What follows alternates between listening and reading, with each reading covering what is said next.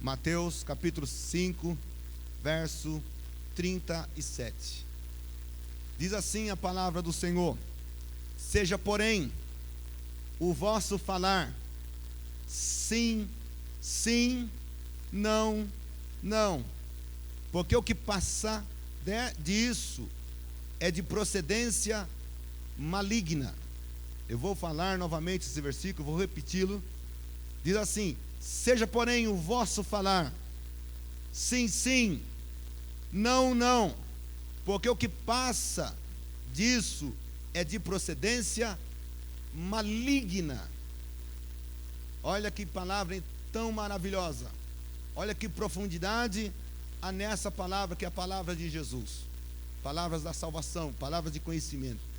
Aqui fala sobre, Jesus está dizendo: olha, seja o vosso falar, o seu pronunciamento, a sua comunicação, ela vai ter que ser ponderada, moderada, equilibrada.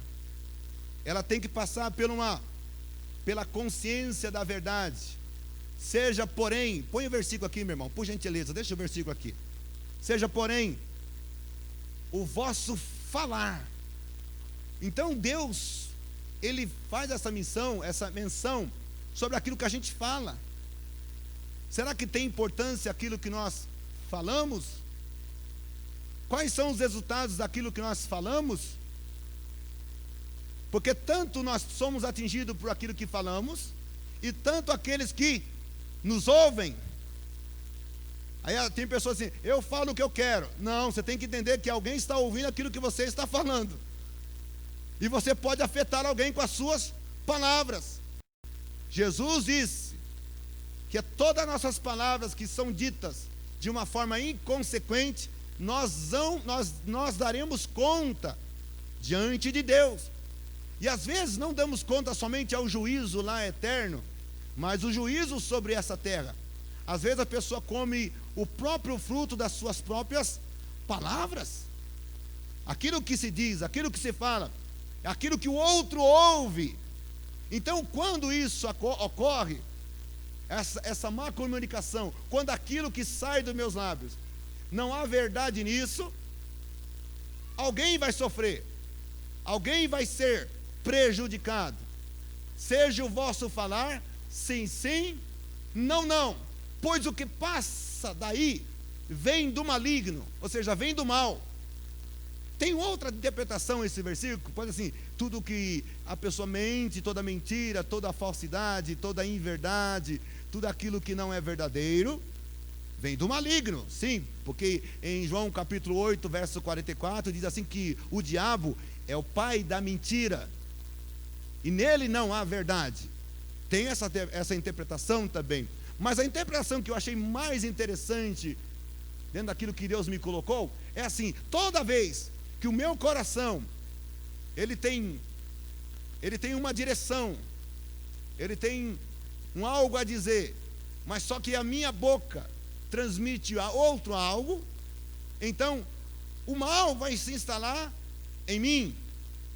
Eu disse sim no momento que era para dizer não, então o mal vai se instalar na minha alma. Talvez aquele que levou o sim, talvez aquele que levou o não, vai embora, vai de boa, vai com a bênção, vai com aquilo que recebeu. Porém, o mal vai ser instalado em mim, porque aquilo que eu disse não era verdade. Queria dizer não, mas disse sim. Então o mal, o maligno, ou seja, o mal vai habitar no meu próprio ser. E aí é a grande pergunta que nós devemos fazer: será que isso ocorre todos os momentos da nossa vida? O brasileiro, ele é conhecido pelo seu jeitinho, é conhecido no mundo inteiro como o povo do jeito sinuoso. Ou seja, quando você observa, a mulher brasileira é sinuosa. Quando você vê as obras de Niemeyer, você vai ver que são todas sinuosas, uma coisa interessante. Quando você vê o drible de um jogador brasileiro, ele tem uma diferença. Dizem que por causa dessa sinuosidade, o brasileiro nunca anda de linha reta. Ele sempre tenta fazer um jeito, sempre fazer uma curva, é o jeitinho brasileiro. Só que quando isso a gente traz para a palavra de Deus, a gente vê o mal, o estrago que se faz na própria alma. Porque tem pessoas que dizem sim, mas o seu coração é não. Aí nós vamos perguntar: quais são as pessoas na Bíblia que tiveram decisões firmes, coesas, convictas, sabe? Pessoas que tinham uma personalidade tão forte. E aqui eu quero dizer, você que tem 16, 17, 18, você pode me dizer assim: ah, mas eu ainda sou jovem para tomar decisões tão sérias sobre o meu espaço, sobre a minha vida. É um engano. Ah, um homem de 60, 70 anos pode ser maduro, ele toma decisões sérias, ele fala sim com muita facilidade, ele fala não com muita facilidade. Nem sempre, tem nada a ver. A gente espera que uma pessoa mais de idade tenha decisões mais firmes, sim.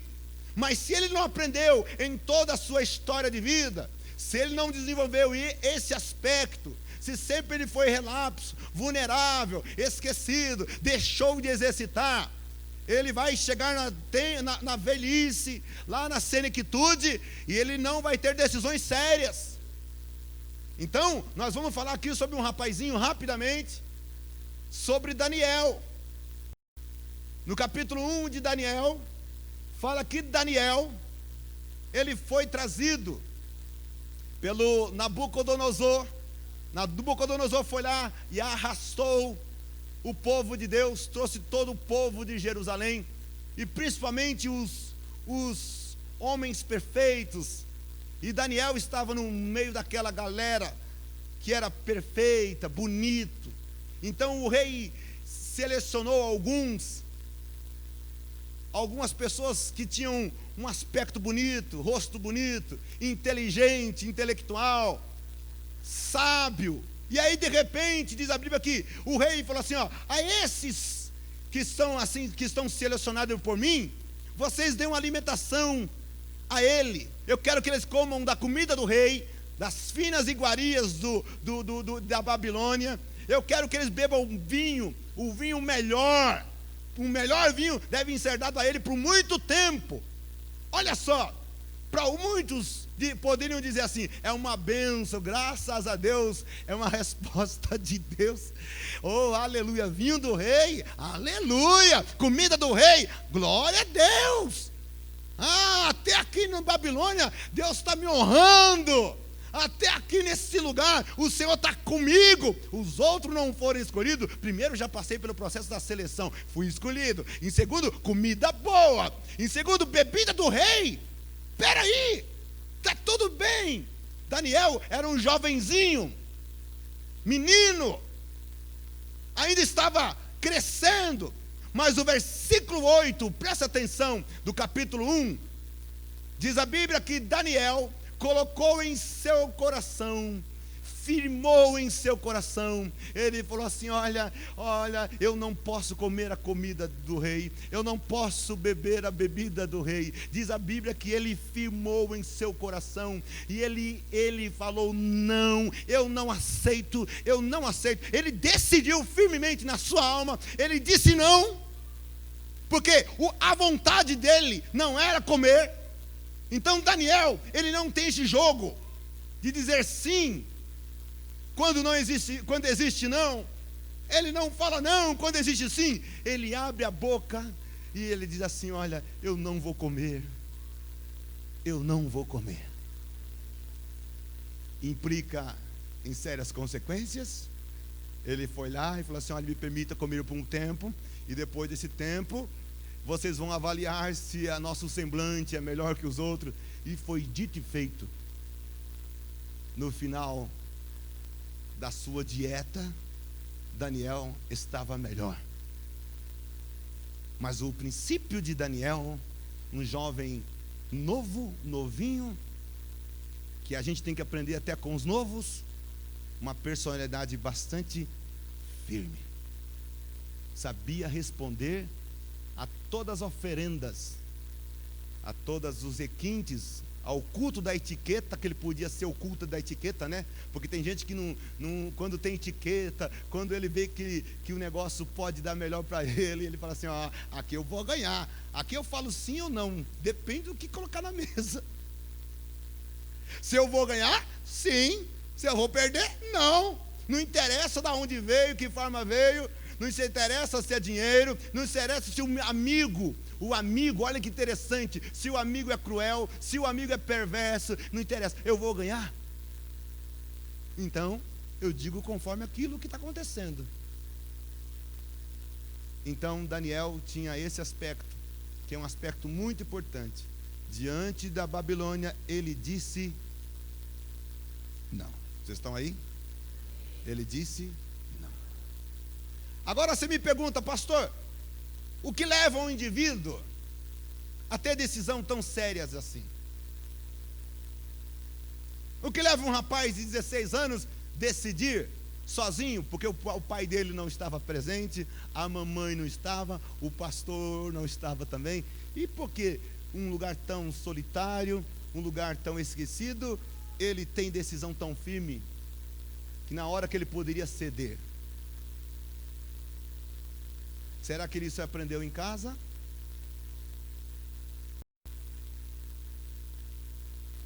Será que ele tinha uma autoestima ou ele tinha uma insegurança terrível? Essa questão da personalidade firme, da decisão firme, em alguns aspectos tem tudo a ver com a criação paterna e a criação materna.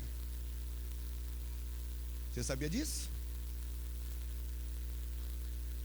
Aonde um lar há muita rigidez. O que é rigidez? Muito severo, muita cobrança,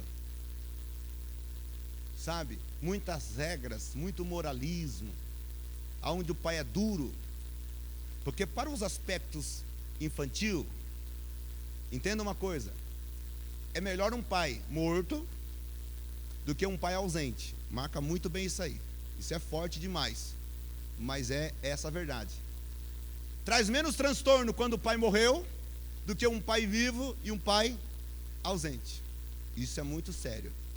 É melhor o menino elaborar o luto, é melhor o menino olhar para a cama, é melhor o menino comer sozinho, é melhor o menino jogar bola sozinho, é melhor o menino fazer tudo sozinho do que ter um pai dentro desse recinto, dentro desse ambiente que é ausente, que não faz parte da história.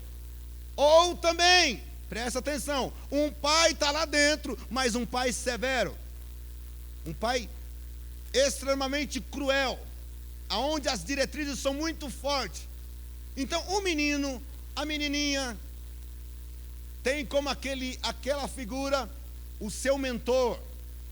Ainda ela não fez o corte, porque quando chega aí de 3 até 3 anos, o filho, o menininho, a criança, não sabe quem é o pai, não sabe quem é a mãe.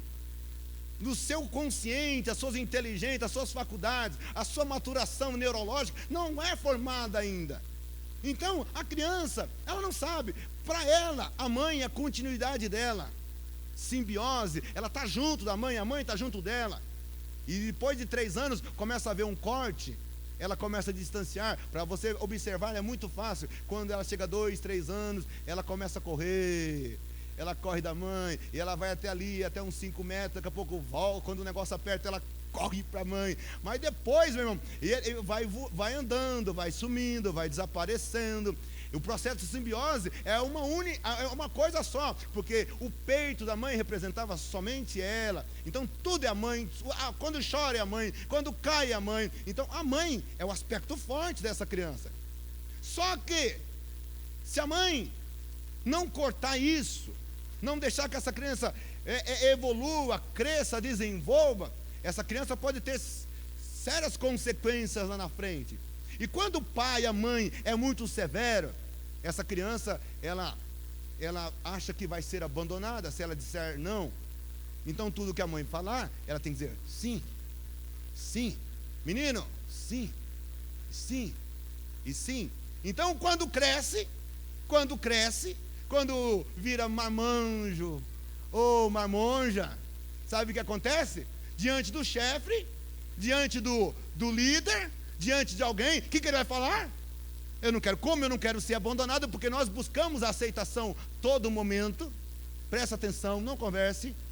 Nós buscamos a aceitação toda hora. Ninguém gosta de ser rejeitado, recusado, abandonado. Então, como nós queremos ser aceitos? Aí todo mundo fala: você faz isso para mim? Você empresta R$100? Eu não tenho mais, eu empresto. E aí essa doença se instalou aonde? Da onde se instalou essa doença?